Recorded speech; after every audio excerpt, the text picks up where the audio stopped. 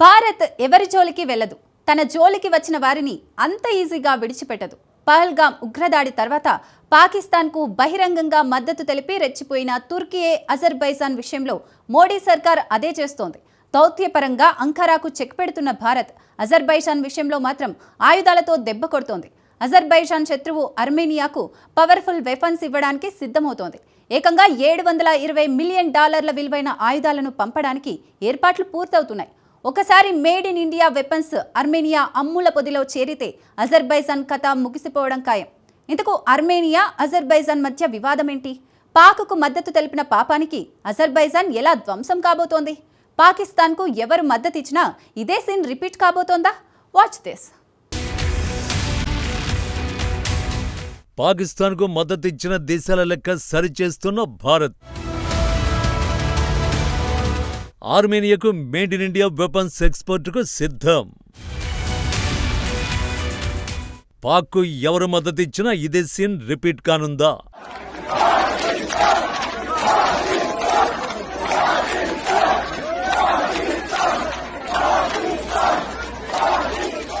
భారత్ పాకిస్తాన్ మధ్య యుద్ధం తర్వాత అజర్బైజాన్ బాకులో కనిపించిన దృశ్యాలే ఇవి. ఈ యుద్ధంలో పాకిస్తాన్ గెలిచిందంటూ అజర్బైజాన్ పౌరులు రోడ్లపైకి వచ్చి సంబురాలు చేసుకున్నారు. పాకిస్తాన్ అనుకూల నినాదాలు చేస్తూ భారత వ్యతిరేకత చాటుకున్నారు. ఆపరేషన్ సింధూర్ తర్వాత పాకిస్తాన్కు బహిరంగంగా మద్దతిచ్చిన దేశాల్లో మొదట తుర్కియే ఉంటే ఆ తర్వాతి స్థానం అజర్బైజాన్దే. మరి ఈ రేంజ్లో రెచ్చిపోతే భారత్ రిటర్న్ గిఫ్ట్ ఇవ్వకుండా ఎలా ఉంటుంది? ఆ రిటర్న్ గిఫ్టే అజర్బైజాన్ వెన్నులో వణుకు పుట్టిస్తోంది. ఇప్పుడు భారత వ్యతిరేక చర్యలకు పాల్పడితే రిజల్ట్ ఎంత రిస్కీగా ఉంటుందో అజర్బైజాన్తో పాటు ప్రపంచం మొత్తానికి అర్థమయ్యేలా మోడీ సర్కార్ రిటర్న్ గిఫ్ట్ ప్లాన్ చేసింది. ఆ రిటర్న్ గిఫ్ట్ ఏంటో తెలుసుకునే ముందు అజర్బైజాన్ ఆర్మేనియా మధ్య వివాదం గురించి తెలుసుకోవాలి. ఎందుకంటే భారత్ యాక్షన్ అంతా ఈ సంఘర్షణతోనే ముడిపడి ఉంది.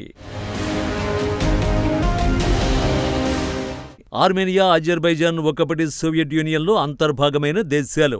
సాంస్కృతిక, మతపరమైన విభేదాల కారణంగా ఈ రెండు దేశాలుగా విడిపోయాయి.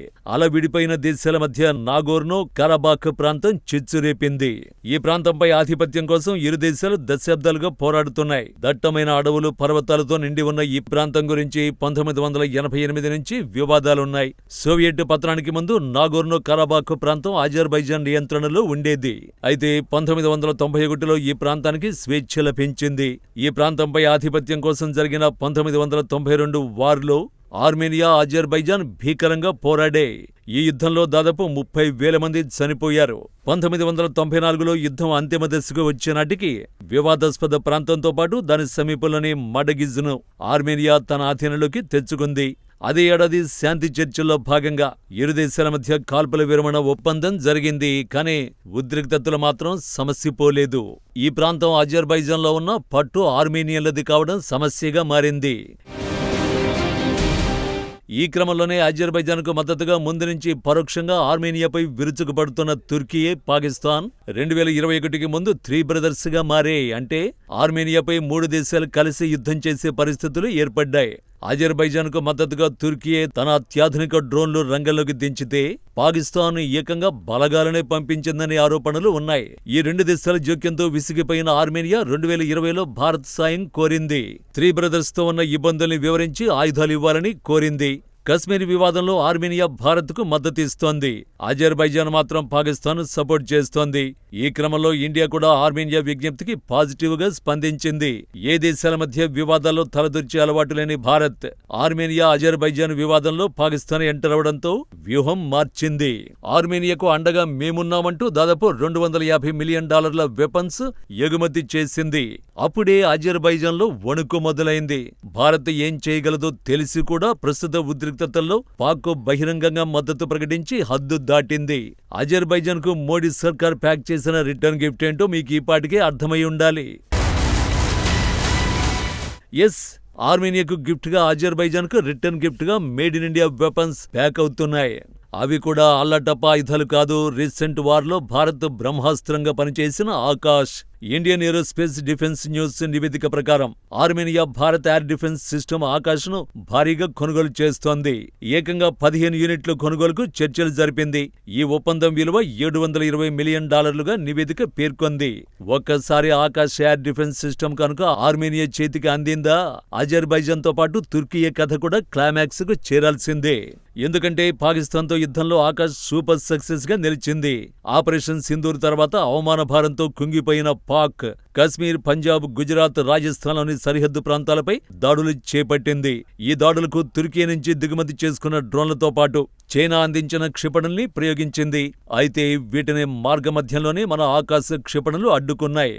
ఆకాశ్ భూతలం నుంచి గగనంలోకి ప్రయోగించే క్షిపణి పరిధి 30 కిలోమీటర్లు. శత్రు క్షిపణులను, డ్రోన్లను అడ్డుకునే సత్తా ఆకాశ్ సొంతం.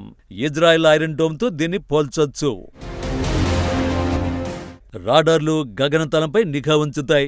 ఇతర డ్రోన్లు, రాకెట్లు క్షిపణులు వచ్చే దిశ, ఎత్తు తదితర అంశాల్ని గమనిస్తాయి.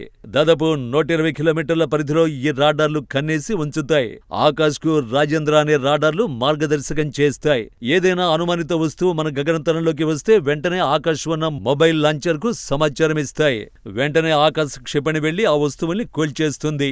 అంతేకాదు మధ్యలో తన దిశ మార్చుకునే సౌలభ్యం కూడా ఆకాశ క్షిపణి వ్యవస్థలకు ఉంది. వీటినే ఆర్మేనియాకు అందివ్వబోతున్నట్టు నివేదికలు చెబుతున్నాయి. అదే జరిగితే అజర్బైజాన్ తో పాటు తుర్కియేకు కూడా తిప్పలు తప్పవు. ఎందుకంటే భారత్ పాకిస్తాన్ యుద్ధంలో ఆల్రెడీ తుర్కియే ఆయుధాలు దారుణంగా ఫెయిల్ అయ్యాయి. ఎంతో పవర్ఫుల్ గా నమ్మిన డ్రోన్లు పెట్టల్లా రాలిపోయాయి. వాటన్నింటినీ మధ్యలోనే కూల్చింది ఆకాశ్ వ్యవస్థలే. ఇలాంటి సమయంలో made in India Akash missile తన శత్రు దేశం దగ్గర ఉంటే ఏం జరుగుతుందో ప్రత్యేకించి చెప్పాల్సిన అవసరం లేదు. కాబట్టి ఇండియా రెడీ చేసిన రిటర్న్ గిఫ్ట్ అజర్బైజాన్ తో పాటు తుర్కియే తుక్కు రేగొట్టడం ఖాయం.